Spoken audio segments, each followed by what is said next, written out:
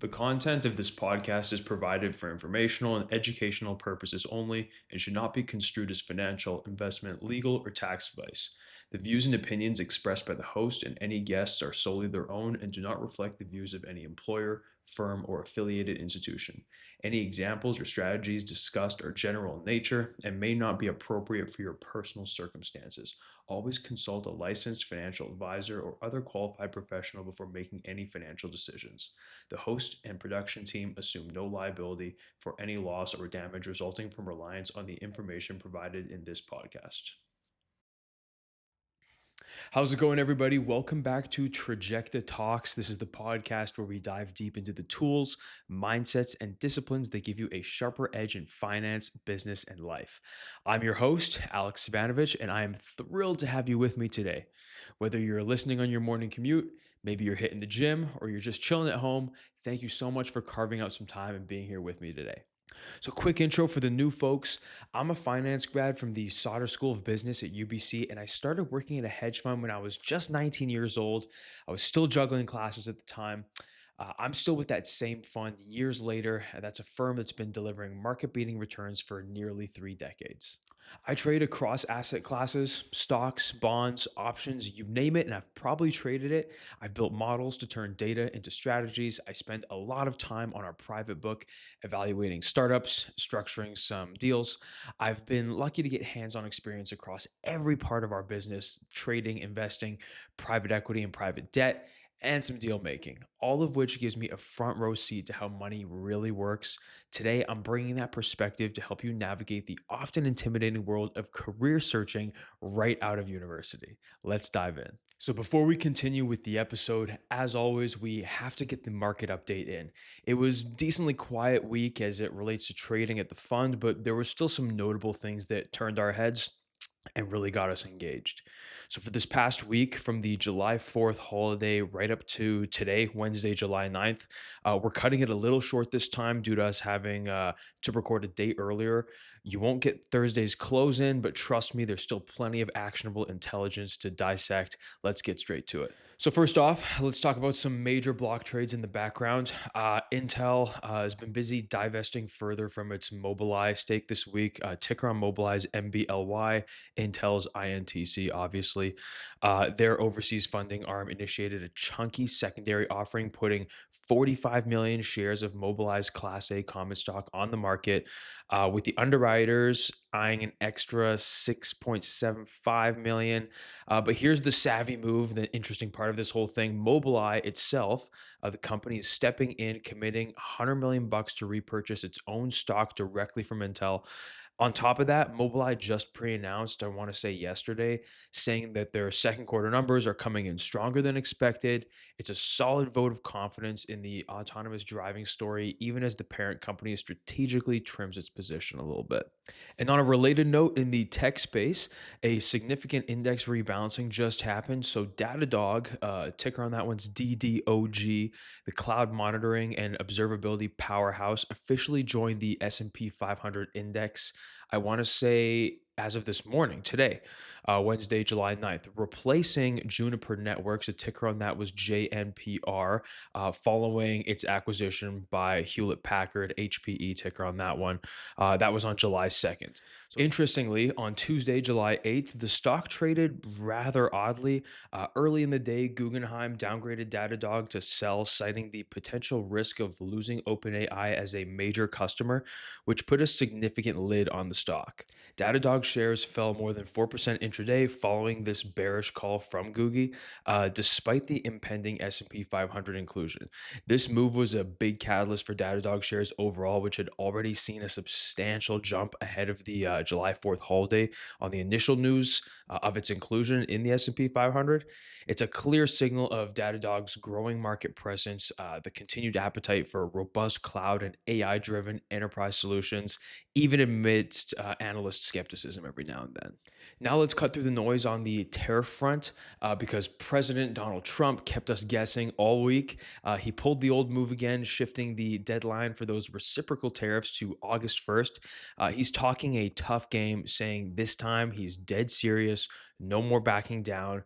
But that's not the whole story. Trump also reiterated that those Section 232 tariffs on pharmaceuticals and semiconductors, I believe it is, are absolutely still on the table. He's been hinting at very soon ish announcements, talking about massive tariff rates, possibly 200% after a grace period. He even teased chips and various couple of other things, the big ones.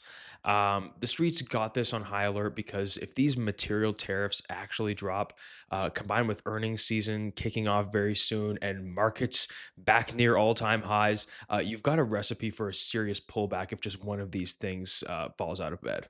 So, on the topic of policy impact, the big, beautiful bill officially got signed into law over the weekend, I believe. Let me tell you, it delivered a swift, direct hit to solar stocks on Monday. I saw names like Enphase, that's EMPH, First Solar, FSLR, Solar Edge, SEDG, Sunrun, ticker on that one's RUN. They all took a beating. The final tweaks to that reconciliation bill really messed with the clean energy industry's tax credit outlook. However, it's not a complete shutdown.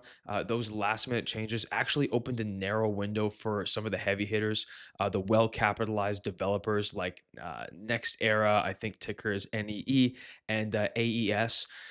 They can still lock in those crucial tax credits if they get construction underway on time by pre ordering equipment. So, while the initial market reaction was brutal for some of those solar names, the big boys might still find a way to navigate this and keep on building. And that, folks, brings us to the close of this week's market intel. It's been a dynamic few days ahead of the big second quarter reports set to drop very soon. We're super excited for that. Um, yeah, very excited for earnings season to kick into high gear, and you can expect us to bring a lot more trading color and less of these headline driven takes in the next market updates. So as we transition back into the deeper dive on careers after university and the strategic long game as it relates to that, keep these market dynamics in mind. I think that's always helpful to know where things are, how things are trading, especially the indexes, because at the end of the day, understanding the macro pulse, the sector moves, um, and maybe just company specific plays is just another crucial tool in your arsenal to carve out your own success. So let's keep pushing forward and get back to today's very awesome special episode. So let's be real, graduating into the job market in 2025 can feel like stepping onto a battlefield. Economic headwinds, rapid technological shifts, and intense competition mean that landing your dream job, or even any job, requires more than just a good GPA. You're up against thousands of other bright, ambitious graduates, and standing out can feel impossible. So, how do you not only survive but thrive in this environment? That's what we're unpacking today. We'll break down the mindset, strategies, and practical steps to strengthen your applications and land interviews when the odds feel stacked against you. This episode is specifically for current university students and recent graduates.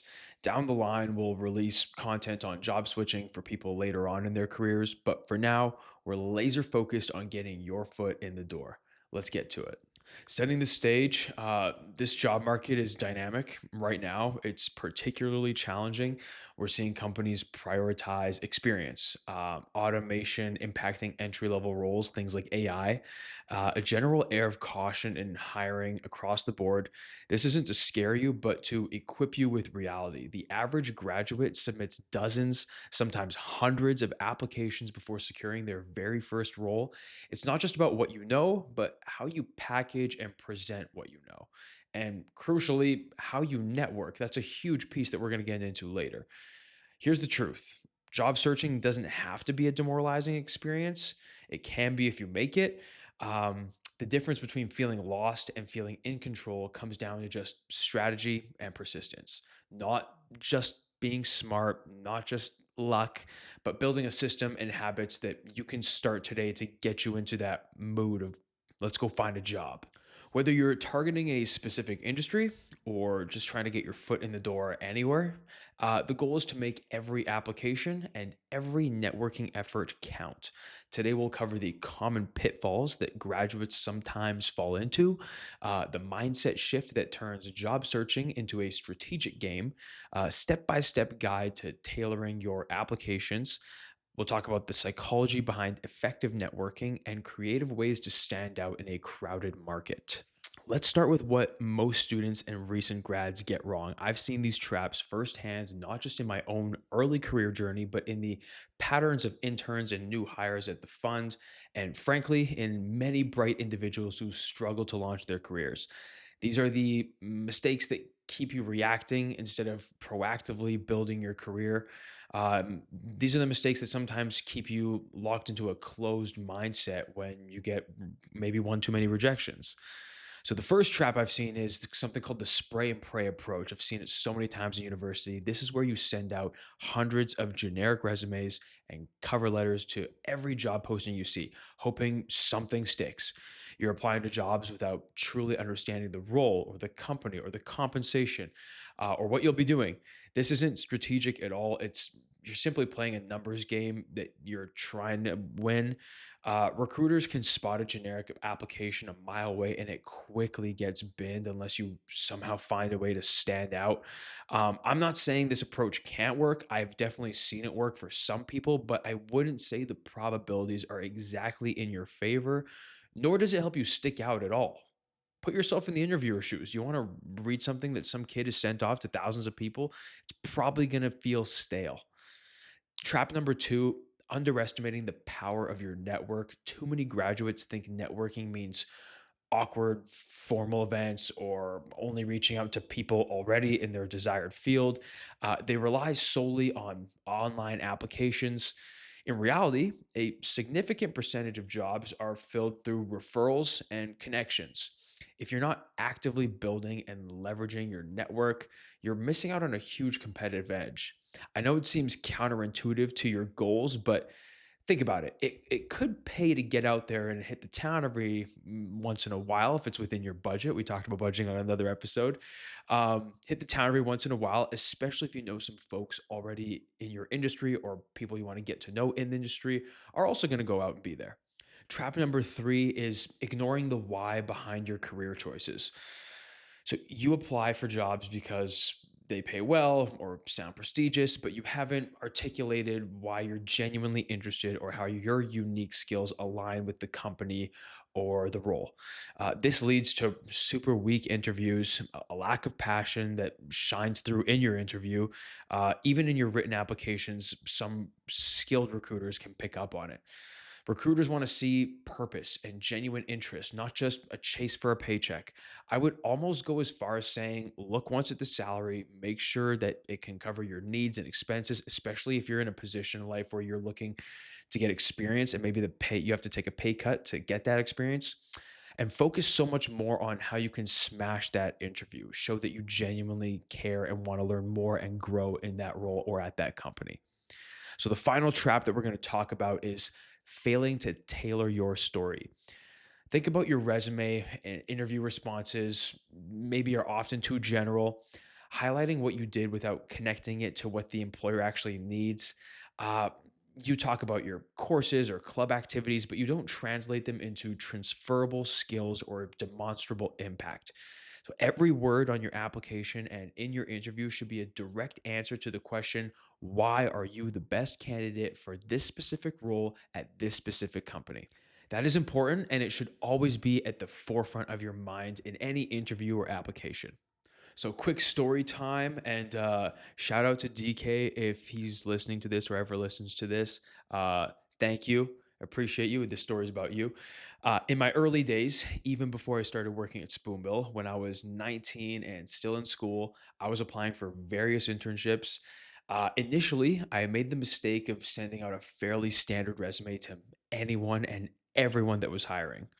Most of the time, I got some polite rejections or no responses whatsoever from some employers. It wasn't until I got a part time gig working at the front desk at a gym on campus, an actual lifting gym on campus, that I finally got my lucky break. My job was to greet members. Clean up the gym every now and then. I made it my mission through that job, though, to connect with, chat, make small talk, get to know everyone who came into that gym. You never know. And eventually, someone made the introduction for me to Spoonbill and my current employer, and my career took off.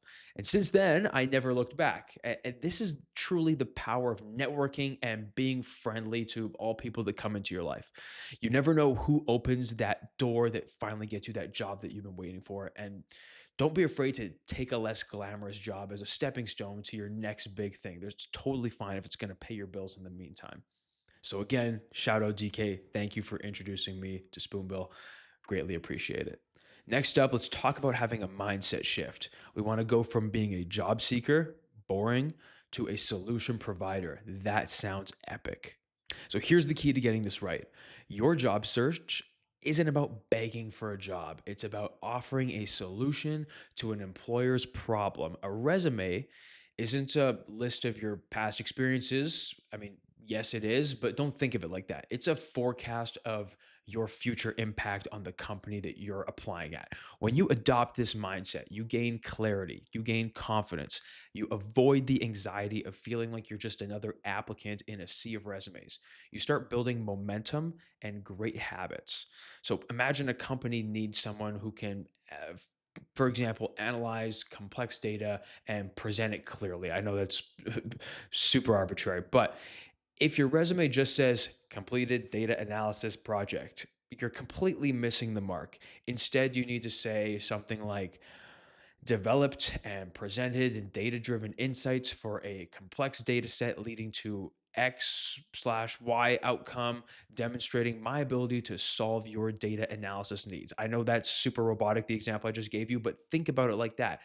Present your experience as a solution for the company. You're not just listing a skill, you're selling a solution. So trust me, I know how cheesy it sounds, but this is you selling yourself. You're the product. How do you get the employer to buy?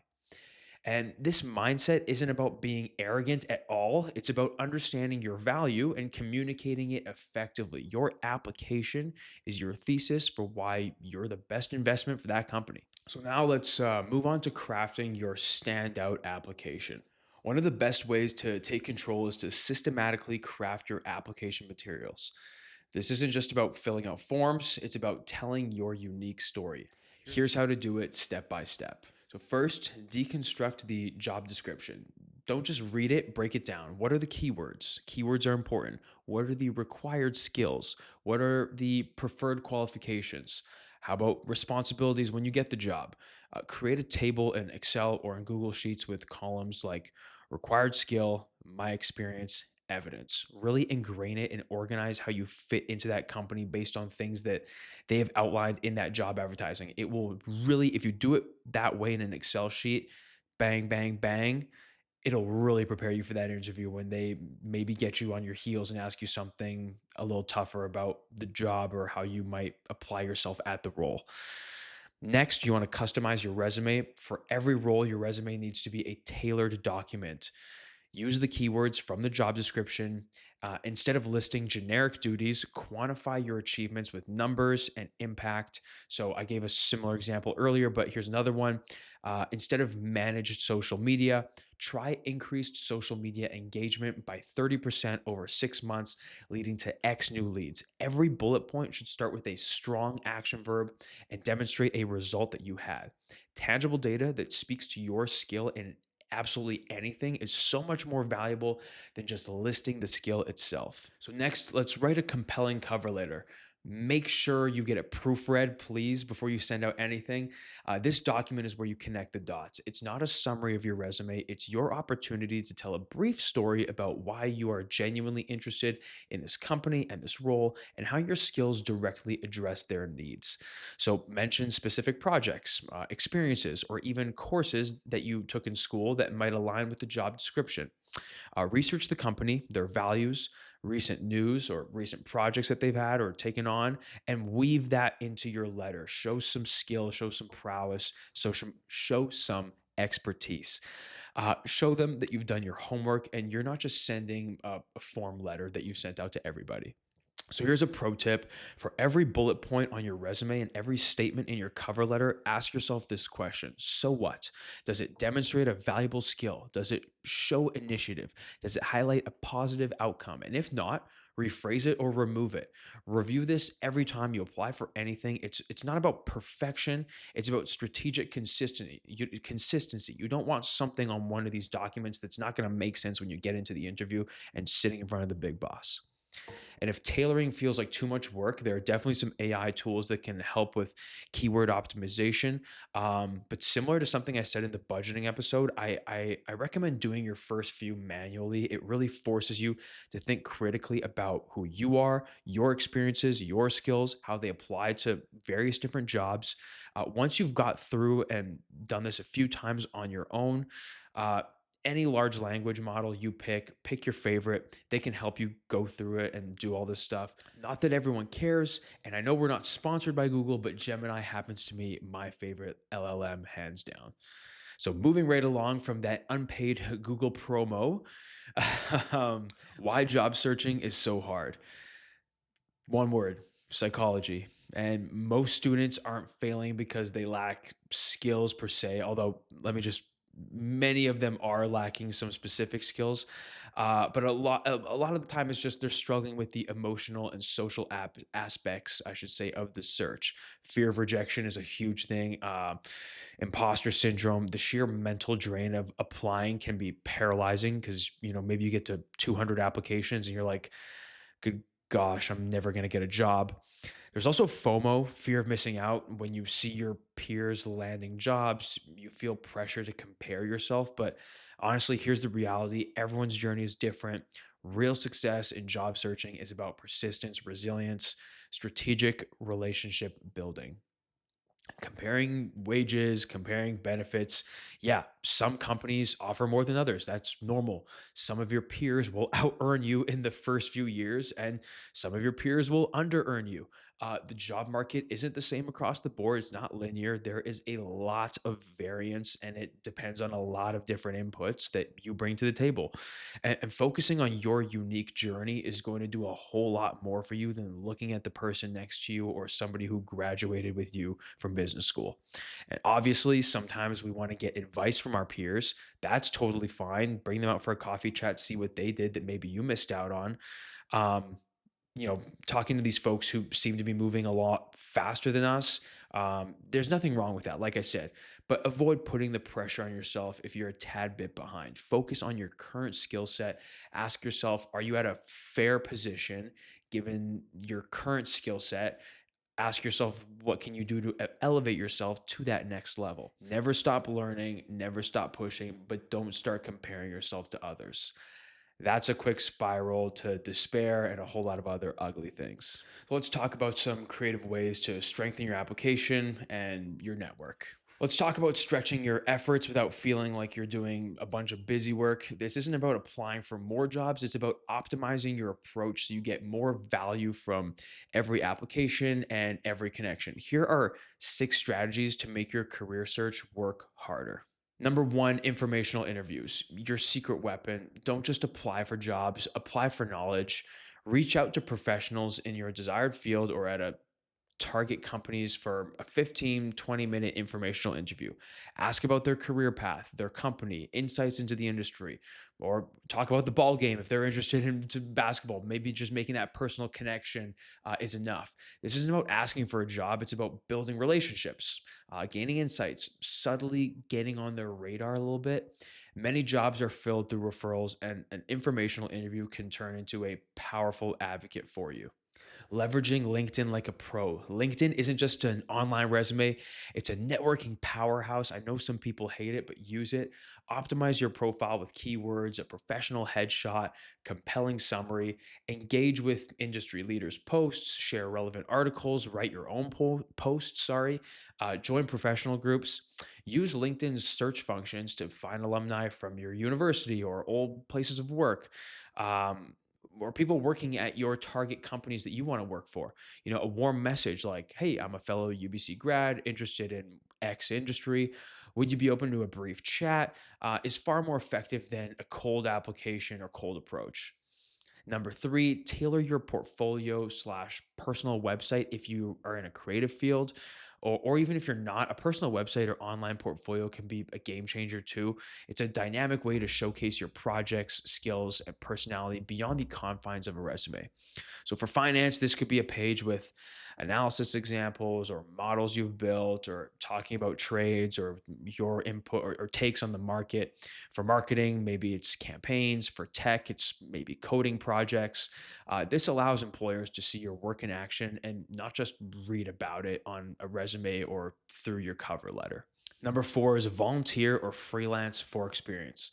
If you can't get a paid job, create your own experience. Volunteer for a nonprofit or take on freelance gigs, start a passion project. This shows initiative, builds practical skills, fills resume gaps. Even a few hours a week can provide valuable experience, concrete examples for interviews, and new networking opportunities. It demonstrates your drive and commitment to learning, which is highly valued by all companies. If someone tells you they don't care about that, I think they got to be lying to you, or that's just not a job that you want to take. So, number five, practice interviewing relentlessly. This is something people miss out on because they think they're going to walk into the interview and nail it no matter what. Your application gets you in the door, your interview closes the deal. Don't forget that. Don't wait until you get an interview to practice. Do mock interviews with career services, mentors, or even friends. Maybe even record yourself. Practice answering some common behavioral questions using the STAR method. That's situation, task, action, result. Know your resume inside and out. There should be no surprises on there for you on your resume or in your cover letter. Follow up strategically. So, the follow up is critical and often overlooked. After an interview or an informational chat, send a thank you note or email within 24 hours. Reiterate your interest, thank them for their time, briefly mention something specific that you discussed. This shows professionalism, enthusiasm, attention to detail. It keeps you at the top of their mind. Let's tie a knot on this episode, bring this home with some practical steps that deliver big impact, a little bit of summary stuff here. These aren't theories, these are actions that you can start today that will make a massive difference. Very quickly, number one, this is the 20-minute daily job search. Check LinkedIn, spend 20 minutes on Indeed every day, just on your job search. This isn't about applying for 50 jobs in a day. It's about consistency. Research a company, tailor one bullet point on your resume, send a networking message, or practice an interview question. Just spend time doing the small things so that when you one day do get an interview or an offer, you're ready to go. This builds awareness, it builds accountability. It's not about perfection, it's about staying in the driver's seat and always being ready to go, because you never know when your opportunity is going to come. You've got to be ready to take it. Number two, keyword optimization. You want to audit this before submitting any application. Conduct a quick keyword audit. Read the job description, highlight every skill, software, or experience mentioned, then go through your resume and cover letter and ensure that those exact keywords are present wherever applicable. Obviously, don't force them anywhere. Many companies use this thing called ATS, applicant tracking systems, that scan and screen your cover letters and resumes for keywords. And if none of them show up in your resume, they might just toss you before even reading anything. Number three, micro networking wins. Instead of aiming for grand networking events or spending all this money to go to these giant banquet halls, aim for micro networking wins. Connect with one new person on LinkedIn each week, send one personalized message to an alum, comment thoughtfully on an industry post. Small, consistent efforts compound over time into a powerful network, and make sure that they're meaningful. Don't just comment or message someone just to do it and say you check that box. Make it meaningful, make it worth their time and worth your while.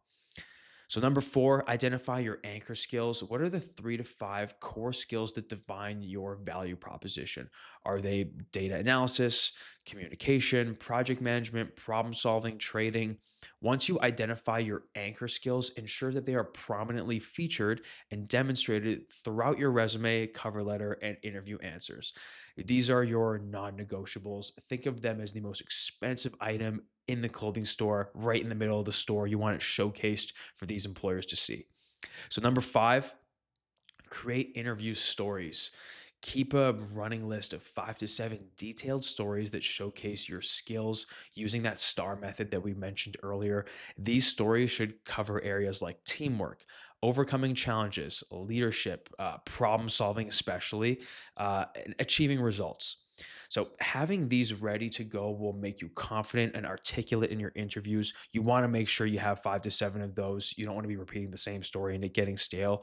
Understand your story and understand how it applies to the question that you're answering. Here's the final piece: start building your career search habits while you're still in university or early in your search. It's way simpler to learn to network and tailor applications now than when you're desperate or when the stakes are even higher years down the line. That pressure never yields good results. Update your resume regularly, always be reading it. Give it a maybe at once every month or once every few weeks. Read through to make sure everything looks good. Practice your elevator pitch. Read one industry article a week to get to know about current events in the industry. Talk to trusted people, that's professors, mentors, career advisors, about your career goals. Set some small goals like having one informational interview a month. If you don't learn the basics of strategic career planning now, good luck when you're vying for those highly competitive roles later on in your career. Those jobs have thousands, if not tens of thousands of applicants. Um, and we want to make sure we're giving ourselves the best chances to land that job. So last week, we got some great questions and comments. Keep them coming. Thank you for the engagement. Hit us up on Facebook, Instagram, or Trajecta University's contact form, or the comment section on YouTube for Trajecta Talks. All the links are in the show notes below. Don't forget about our stock picking competition. When we get some submissions and some stock picks, we're going to go through those on the next episode at the end of the episode. Don't be afraid to hit us on any of the socials to submit your stock picks. And that's a wrap for this episode. We covered the mindset shift that creates opportunity, how to build a standout application, the psychology of effective networking, and creative ways to strengthen your job search.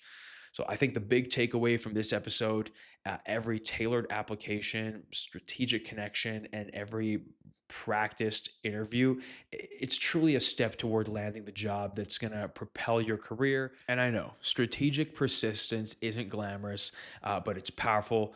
That's the edge that we're trying to build and deliver to you guys. So, like we said at the beginning of the episode, obviously this was more so tailored to university students. We will have an episode in the future on how people later on in their careers switch more effectively into new industries, new companies. So please stay tuned for that. I'm excited to deliver that content to you in the future. And if this episode resonated, please hit subscribe on Spotify. It would really help us out and the show. And if you want to watch the episode, our YouTube channel has all the full episodes and videos from Trajecta Talks. Links in the show notes for that, like I said earlier. And if you're curious about Trajecta's programs, all the details for that are in the show notes as well. So do me a favor, share this episode with a friend who needs it. That's how we spread the edge and help as many people as we can. Thanks so much for being here, folks. I'm Alex Savanovic. This is Trajecta Talks. I'll see you next week. Have a very happy Friday. Take care.